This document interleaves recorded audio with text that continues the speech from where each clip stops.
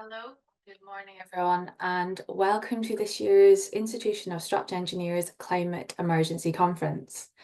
My name is Brogan MacDonald. I'm Head of Sustainability in Ramble's Building Structures team, and I will be your chair today.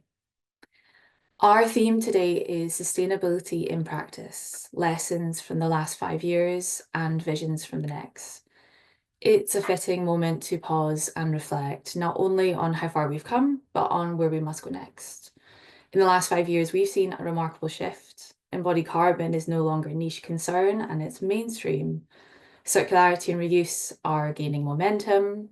We're seeing purpose-driven projects taking centre stage, and the concept of regenerative design, building not just with less harm, but with net positive impacts in perpetuity, is inspiring a new generation of engineers. At the same time, we do face undeniable challenges, economic pressures, turbulent global landscapes, and the realities of a changing climate that are no longer distant futures, but daily news. Yet, in this space of complexity and constraints, innovation is thriving. Structural engineers are uniquely placed to respond not just with technical solutions, but with leadership, integrity, and a deep sense of social and environmental responsibilities. So today, as we look back over the last 5 years, we can also cast our eyes forward. What will be our impact in the next 5 or 10? If you're a graduate or early career designer right now, perhaps you'll soon be leading projects that redefine our industry.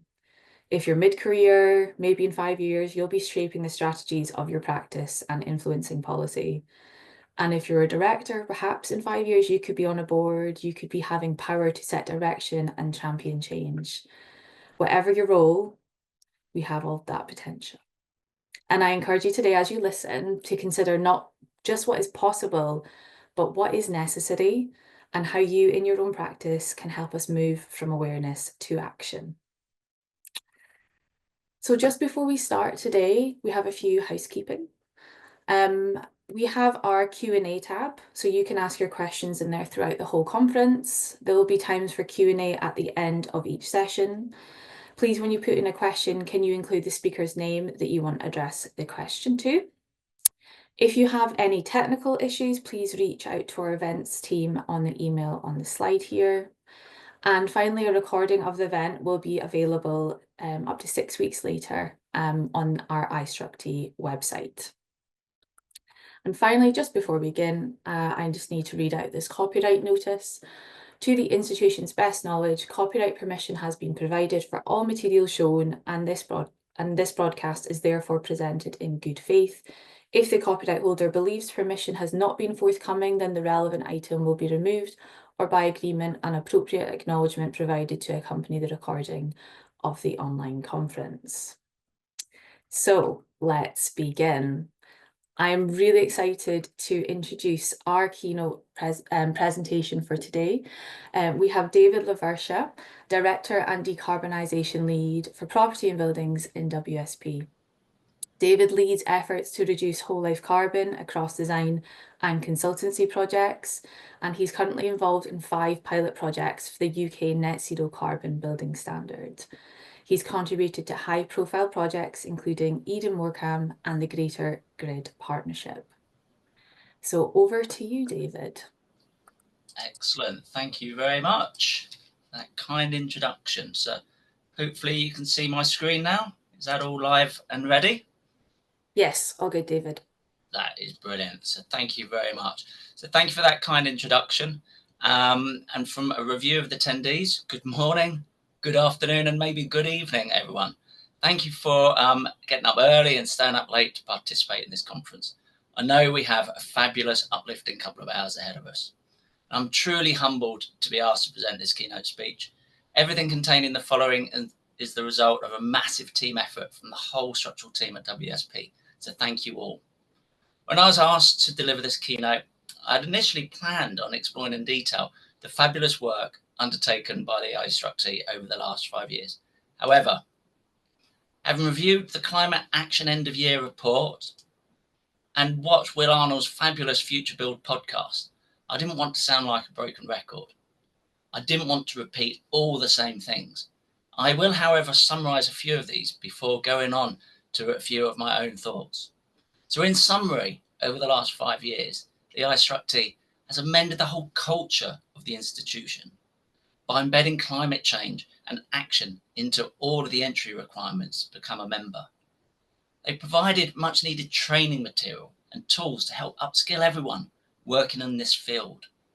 They supported industry via groups, including the Structural Engineers Declare, Part Z, Net Zero Building Standard, to name but a few. They've driven collaboration at all levels of the industry.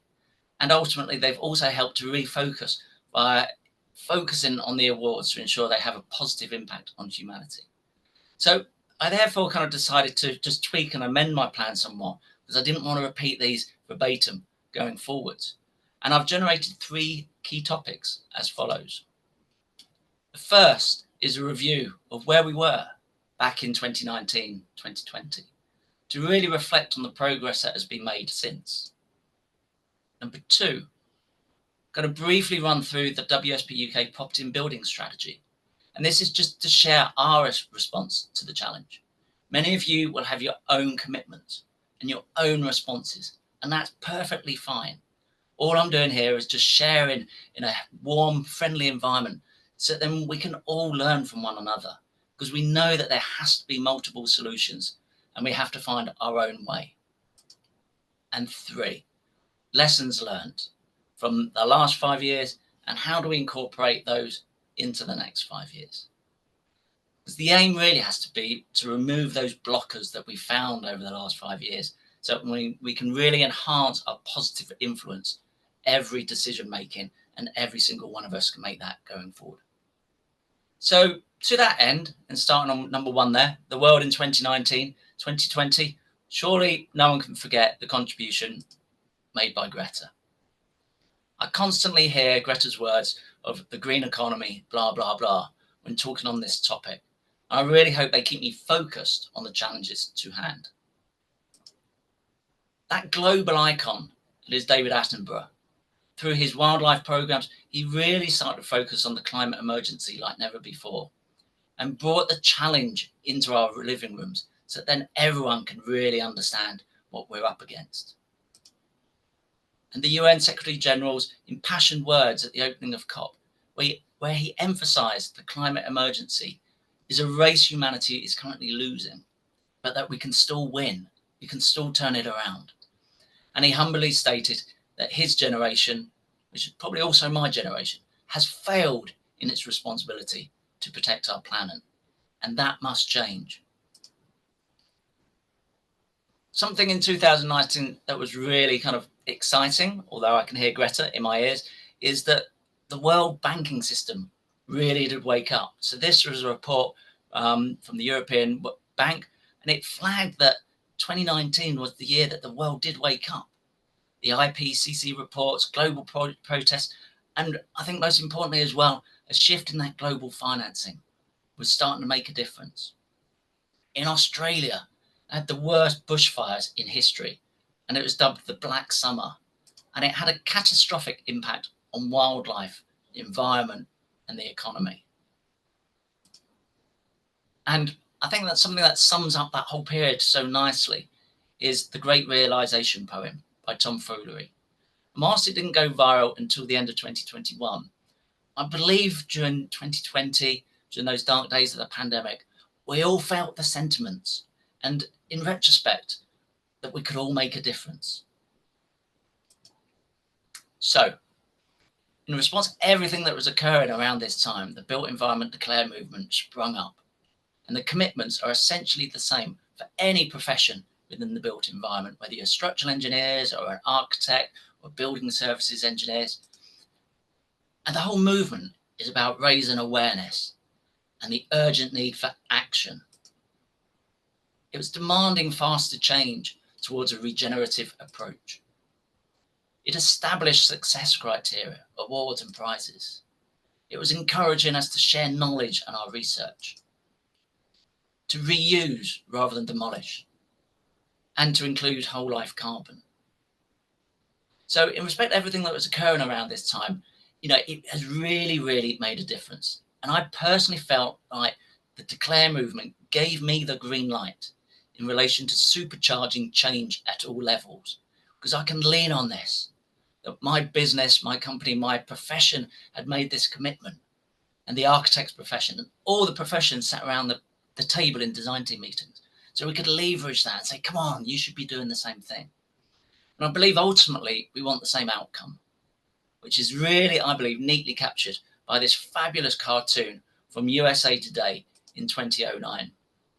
And I'll just pause for a second to allow you to decide if this is the type of community and world you'd like to live in.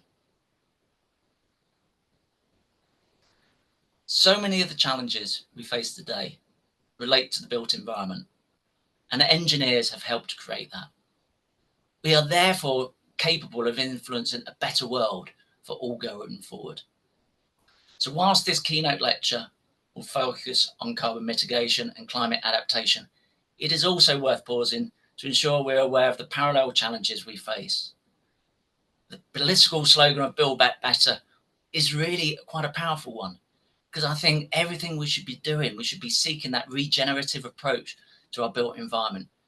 When we're investing, we should be able to look beyond the red line boundary and to seek ways to heal our planet, communities, and our people. And I think a component of that challenge is how do we deliver? Because we can be split on how we actually deliver. And what I mean by this is kind of at one end of the spectrum is kind of Extinction Rebellion, who essentially kind of want to shut down the world in the next couple of years. At the other end, we've got Bill Gates, who believes, okay, subject to changes to our diets, that technology will solve all of our problems. I suppose as an engineer and a pragmatist, I sit somewhere in the middle. We have to utilize the tools that we currently have as hard as practically possible, but we have to be supporting innovation. We know that we're behind the curve, and we shouldn't be relying on innovation to get us back ahead of the curve. We have to get ahead of the curve, and then when those innovations come in, hopefully they can get us ahead of the curve.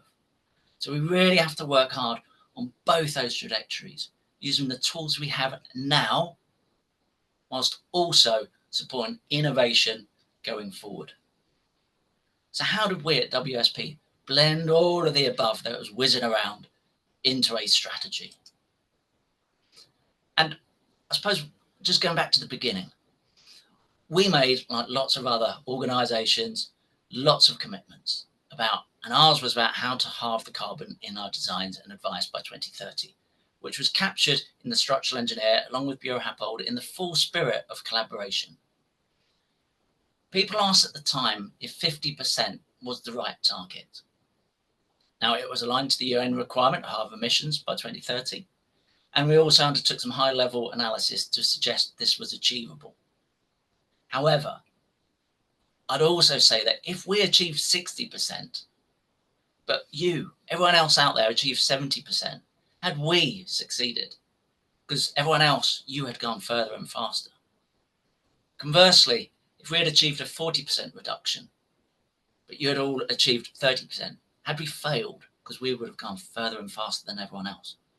So whatever we do, we cannot let perfection become the enemy of the good. As engineers, we can become obsessive in generating numbers to the nth degree. And whilst numbers are important, I'd suggest it's more important to drive a systems-based and cultural change into our businesses, into our every individuals, to drive that success and to drive progress going forwards. We have to liberate free thought, collaboration, innovation, and those holistic responses that go just beyond pure carbon mitigation and towards mitigation and adaptation as well. Regenerative practices are vital.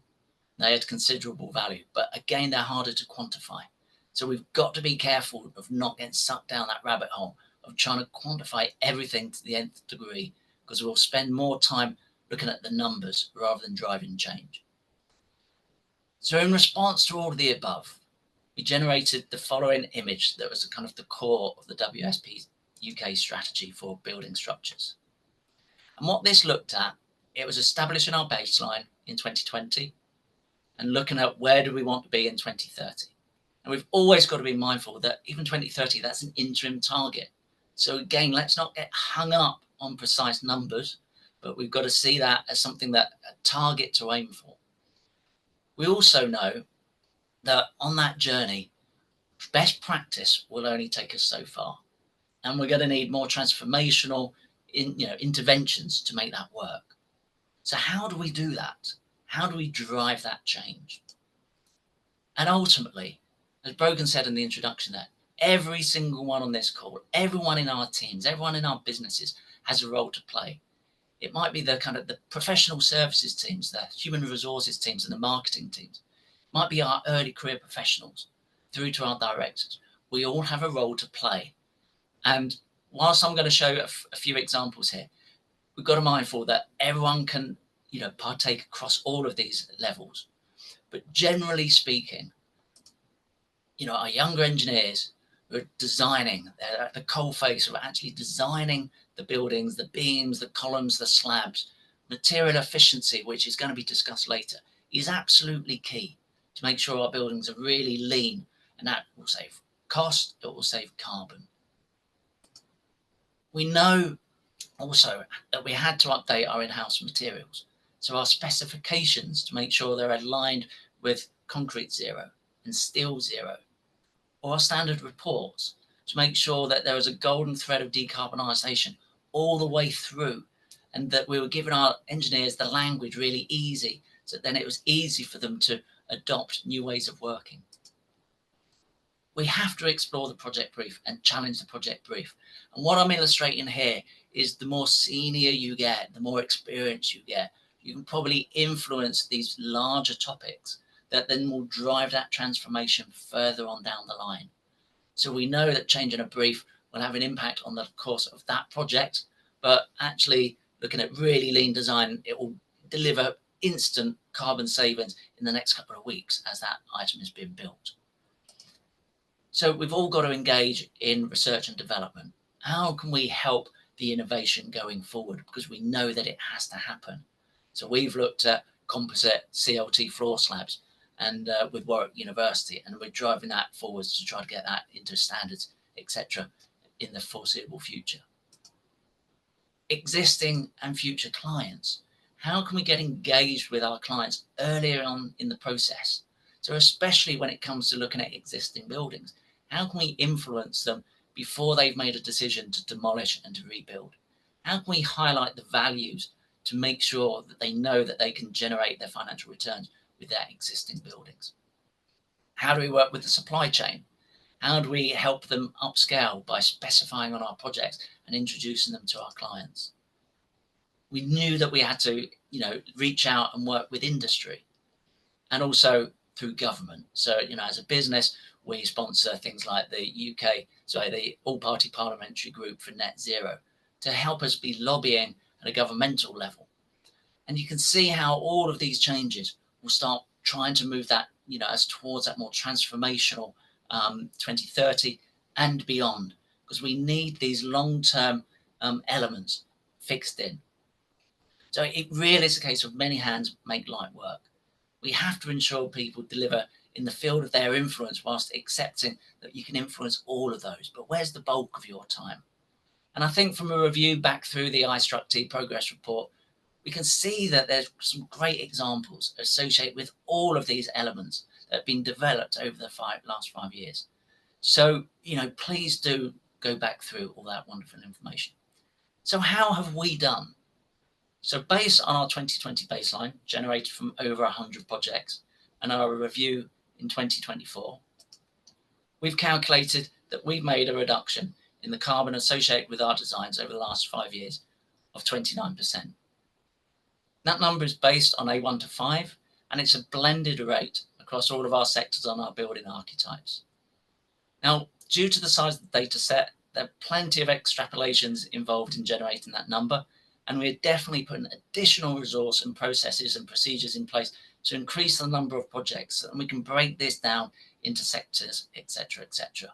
And we'll be sharing more of that information in the Structural Engineer later in the year to stimulate debate and build that momentum even more.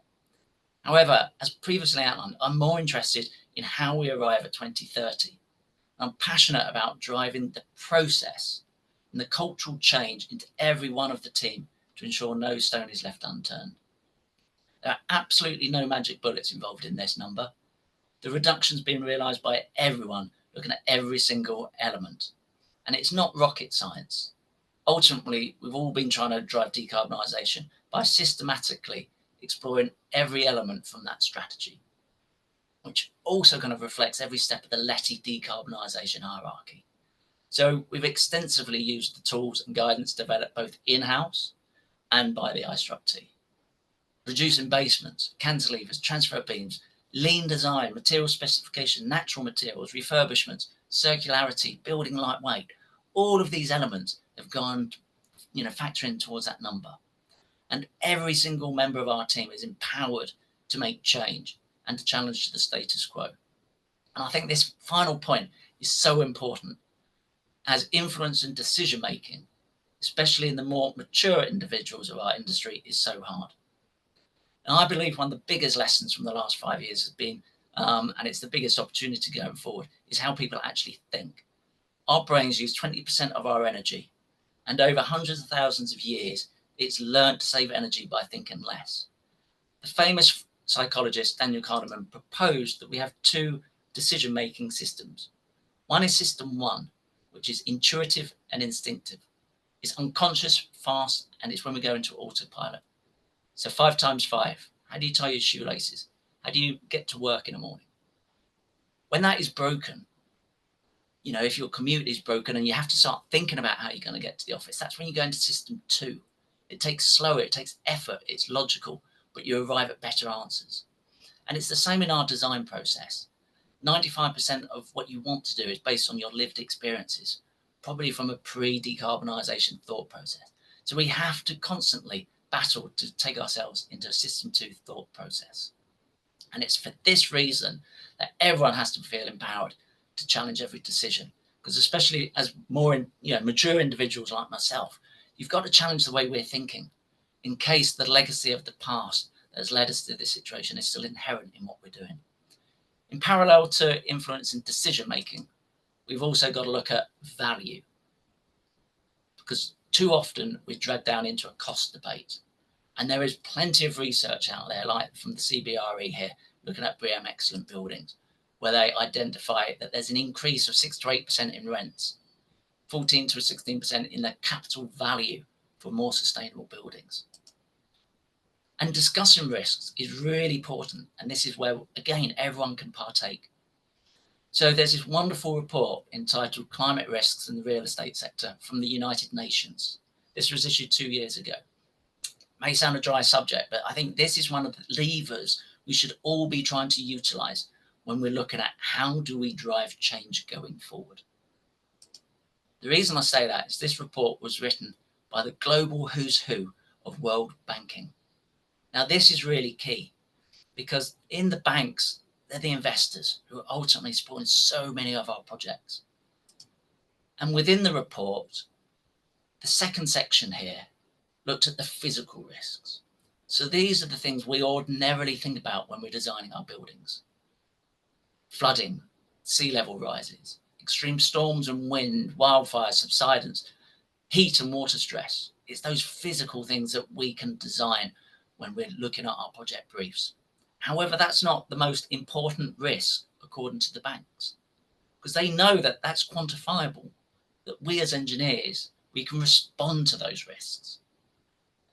So the more important risks that we've all got to be aware of and find ways to introduce into our client briefs with our clients are those transitional risks, those risks of changing regulations, of indirect emissions, shifting market preference. We've all seen a flight to quality post-COVID because people are wanting better offices for their staff to go back to and better homes to live in that aren't damp and that have lower energy bills. There's reputational risks. And, these are the risks that ultimately will help us drive our project briefs going forward. And I think to reinforce that whole premise, there's a wonderful headline here from February of this year. And it's highlighting why asset owners are now the new climate activists. And in essence, this report highlighted that institutional investors, and again, I can hear Greta here, but with $1.5 trillion in funds, have told their asset managers to step up on climate action or risk being dumped. It's a massive sign that ultimately, the pension funds need to provide long-term, returns and income over 20, 30, 40, 50 years. And they can see the risks associated with both the physical and the transitional risks. And they are wanting to make sure that their assets are fit for purpose going forward, that they don't become stranded because changes in regulation would mean that once it was built to regulation, it's not really fit for purpose going forward. And this group of investors included 26 financial institutions, global institutions, including people like Scottish Widows. So we have to be aware of these changes. And whilst we're not going to influence at that level, what we can do, we can take the lessons of that. And we've all got project risk registers. And I would suggest that one of the massive opportunities we have when you sit down looking at a project and the brief is do a quick 5-10 minute Google on the client, who the funder is, anyone else who's interested from the client body, and Google them and have a look at what their global or national stance is. What have they publicly said they want to be doing? And if that hasn't cascaded down into your project brief, then there's a really big risk there to the project and to the client, because that risk could mean that you progress for many months or even years, but you're failing to adhere to the high-level corporate strategy. And at some stage, there's a high risk that someone's going to tap you on the shoulder and say, why aren't you designing to X, Y, and Z? This is what we should be doing. So there's a real risk of either asset being stranded because it's not aligned to the corporate strategy of the funder or the client, or that, it just doesn't materialize. And this is high level, so many angles. And, it's really important that we look at what's the mitigation? And the mitigation is going back to that client brief. So you could be doing this at bid stage to flag up there's a bit of a discrepancy. How does the client want to proceed? Or if you're already on board, to flag these up. And everyone has that opportunity to do that quick Google search. So, I would really encourage everyone to look up the chain and start using the levers that are happening in that finance world to drive change in your own projects, because that's the way that we can start making a real difference. Now, another key lesson learned, I've mentioned it before, and, originally I was going to, spend a lot more time on this, but there is so much in our strategy that we wrote in 2020 that's been aligned now with what's emerged from the iStruct, the resource map, over the last 5 years. That whole cultural shift piece, education, training, tools, carbon calculator, and the concrete technology tracker. These are absolutely fantastic tools that are there for everyone to really engage with and to use. And I'd heartily recommend that everyone please go back and review these tools. Now, as I close out this keynote speech, I would encourage you all to put your head above the parapet. Watch that tomfoolery poem I mentioned earlier, The Great Realization, later on this evening on your way home, because I think that really captures the spirit from 2020. And it's just nice to pause and reflect on where we've come. And I think exploring how to talk your client's language, articulate those risks, and influence the decision-making to ensure the asset is future ready for the rapidly evolving transitional and physical risks we see is so important. So, in summary, utilize the tools at your disposal every day and measure carbon. Read, learn, and collaborate with your peers. Articulate the value of sustainable design rather than just getting dragged into cost, cost, cost. Be bold. Raise your head above the parapet and challenge the status quo. We all have a voice. And I believe the Declare movement has given that voice so much greater weight. We all have a place in that design team meeting. Make that time count and speak out. And I know we're talking about ethics later. to ensure that you make a difference every time you make a decision. So thank you for listening. Possibly a minute or two early, but I believe hopefully we'll have some questions. Thank you very much.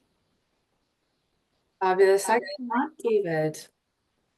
David. Just a reminder to our audience, please ask your questions to David in our Q&A tab. And I'll kick us off, David, Okay. because we've got a lot of individuals online now. And just looking at our delegate list, we've got all grades, people from all around the world. And I'm just thinking, if people are considering shaping their own practice strategy towards decarbonisation, maybe could you give us a bit of an introduction of how you went around shaping that strategy for WSP, and how did you get to that 50% number? Because there's other organisations like Bramble as well that have also committed to that. So perhaps you can go through like the process of getting the data, but also how did you get that senior level board buy-in? Okay. So what was interesting is in 2019, there was a lot of work done, and this was before I joined, looking at the trajectory of, materials, electricity, lots of things. And that decision was made to, seek to halve the carbon in our designs and advice by 2030. So that was at a board level, top level in the UK. I was then appointed on the back of that, in essence, because, I was looking for different opportunity. And, I said, you've made this bold ambition. I bet you don't know how you're going to achieve it. And I don't know how we're going to achieve it, but I'm the right individual who I think can help drive that forward for the structures team.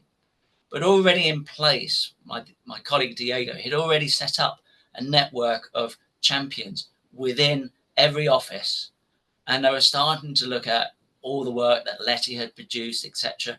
And there was already this network of early career professionals who were engaged because of their natural enthusiasm to be doing the right thing. So there's already this kind of the bottom up response to how do we drive this forward.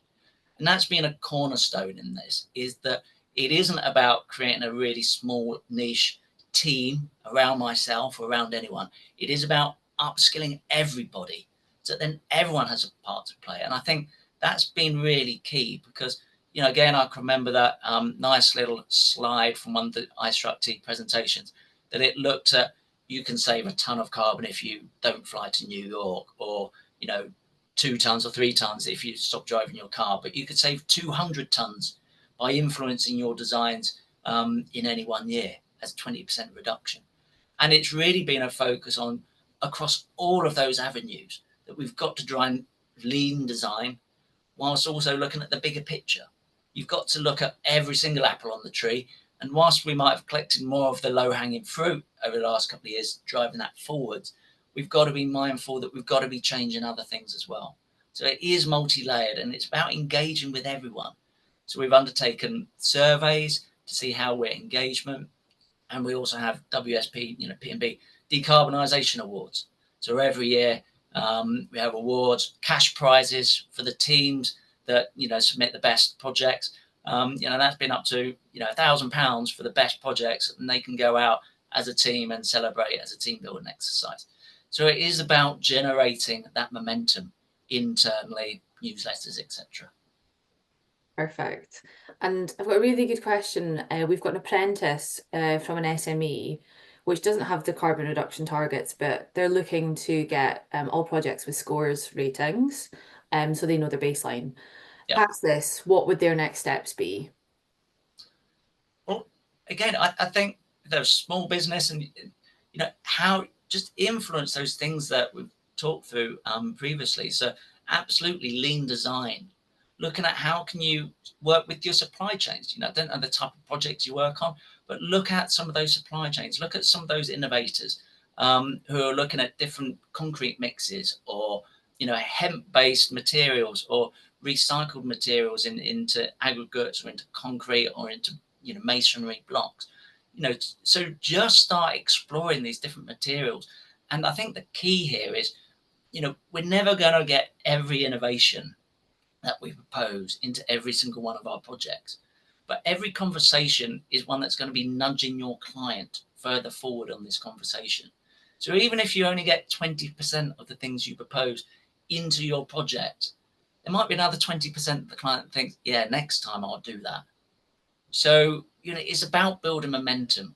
So, and even if you feel like, even if you don't get anything on that project in, and it's just a normal, as long as you're having that conversation, you're going to be changing and moving the conversation forwards. So don't take no as an answer, and just find a way, just be bold and try to do something, and use those levers of the declare movement to say, well, this is the direction of travel everyone's going in. Yeah, absolutely. Thank you for that. Okay, we've got lots of questions coming in now. Excellent. Yeah, so I mean, I love that you've put climate change on your risk register. I think that's a really brilliant action that we can all take away and add to our design risk registers. Um, Someone that has asked as well is it possible to get climate change in structural design level in a quantifiable way for different scenarios? So I assume by that, can we look at future scenarios about climate resilience, maybe things about wind speed, snow loading, temperature changes? We obviously have Eurocodes coming out very soon again, but is there anything that structural engineers can do in that regard? Well, I think when the key thing for structural engineers, I think it's pretty well codified. We can see the direction of travel, and those design loadings are, from those external climate events are generally pretty well covered in lots of countries. Lots of countries will have, for flooding, which is possibly the biggest one for lots of new, or for our built environment. We've already got flood levels, etc., pretty well covered. It's in the rebuild, or not rebuild, sorry, in the retrofit market that it's a lot more challenging.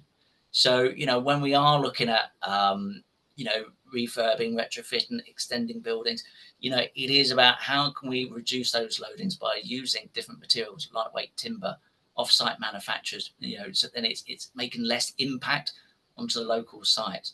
So I think that when it comes to a lot of those physical risks, it is just flagging to our clients, what is the return period that you want for a flood? And bearing in mind the direction of travel, how much extra would it cost to upgrade that from 1 in 100 years to 1 in 500 years? What's the impact on cost? A little bit more on your walls, or, just making sure that, explore those as options and put them on the table to say, look, this will be a far more resilient building as a consequence of a small change early, rather than a larger change 5, 10 years down the line. I completely agree. I think that climate resilience, adaptation, mitigation are going to be themes that are going to be much more in our language in the next Absolutely. years as engineers. So there's definitely going to be growth there. We've got another question about insurers. Oh, Um, what are your thoughts on insurers, and how can we convince them to start accepting innovation such as non-code compliant materials in construction? oh, that's a cracking one.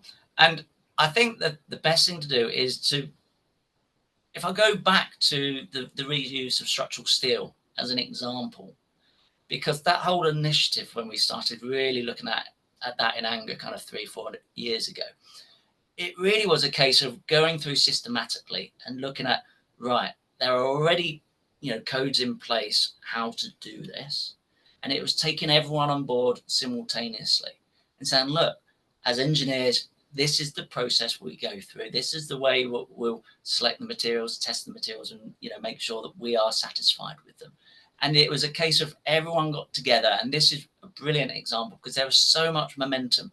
So many people got engaged with it. And I think we need the same thing going forward.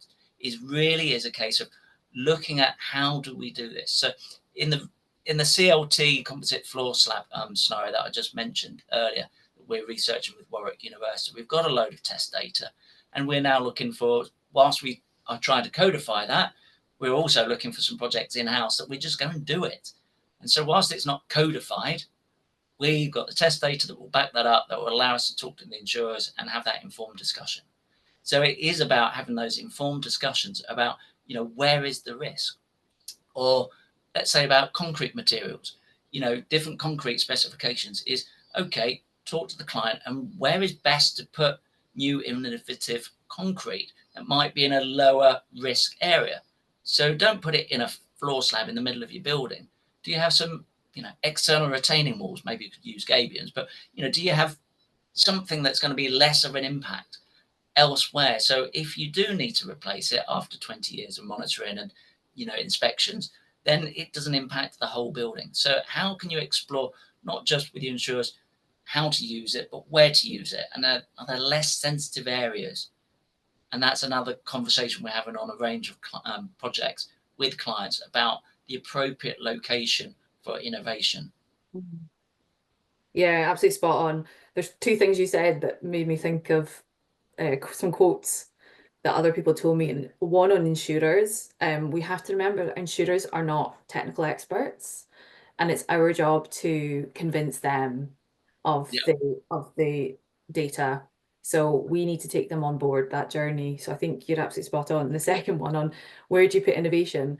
For concrete, bin stores are a great one. We always say bin stores because you can monitor it, you can see the cracks, you can look at the durability. So we're doing a few of those little practice ones on a few that's projects. brilliant. Yeah, Yeah. And great. and I think we will all have examples of that on our projects. So, let's not think we've got to replace your columns or your slabs with something, where is less sensitive, Yeah. where's easier to inspect, and if the worst happens, where's easier to, respond to. But again, I think the conversation we've been having with a number of clients is they're happy to explore that because they can see the benefits. It's a great marketing angle from them, Greta, blah, blah, blah, but, it does help.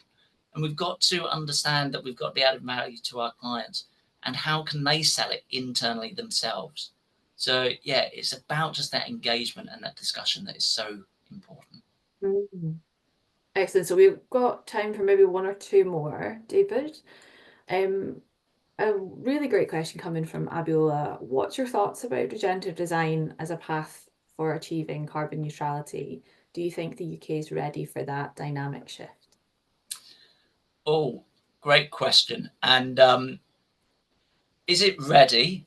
I think it's one of those, it's a thought leadership piece that we've got to be driving forward. So 2 weeks ago, London Climate Week, I hosted a regenerative design session with one of my clients, Eden Project. And you look at what the Eden Project is down in Cornwall and what they're trying to do elsewhere, and it is about that broader community. It is about regenerative approach. It is about just everything that we should be doing. So the key here is using case studies to show that it can be done. And that is absolutely key going forward because you are right to raise it. It does sound a bit far-fetched sometimes that we should be healing our communities and our planet, and people think, oh, whatever. But we have to give it a go because, in the UK, I think, it's 30,000 people die each year, according to the College of Physicians, due to, lung disease, due to poor air quality. So, if we're to start changing things around and, removing combustion engines, and our gas boilers, etc. It is about leaving a better place for us all to live in. And I think the Eden Project as an example, so anyone overseas, please type in Eden Project Cornwall into your Google search engine and just look at what they've done in terms of taking an old quarry, completely regenerating it. And, I forget the exact numbers, but a vast majority of everything they use is either on site or from the local communities. All the food and beverages and everything is all from the local community. And it's about local engagement, local upskilling, local education. So it is happening already. It's happening on one or two locations. We need to spill it out. We need to absolutely get it into the mainstream. Yeah, absolutely. And a little plug on case studies, regenerative structural engineer, which is not going to come in, Oh, um, is it's really hard to get case studies, is what I would say to our audience. Like it's really hard to have a regenerative project. I actually don't think there's such a thing. But there's a really good attempt to put in these principles into action. So I'd highly recommend the regenerative structure engineer. Thank you so much, David. That was fantastic. Really enjoyed your presentation, our discussion there. So brilliant. we're now going to move on to our next session. Thank you.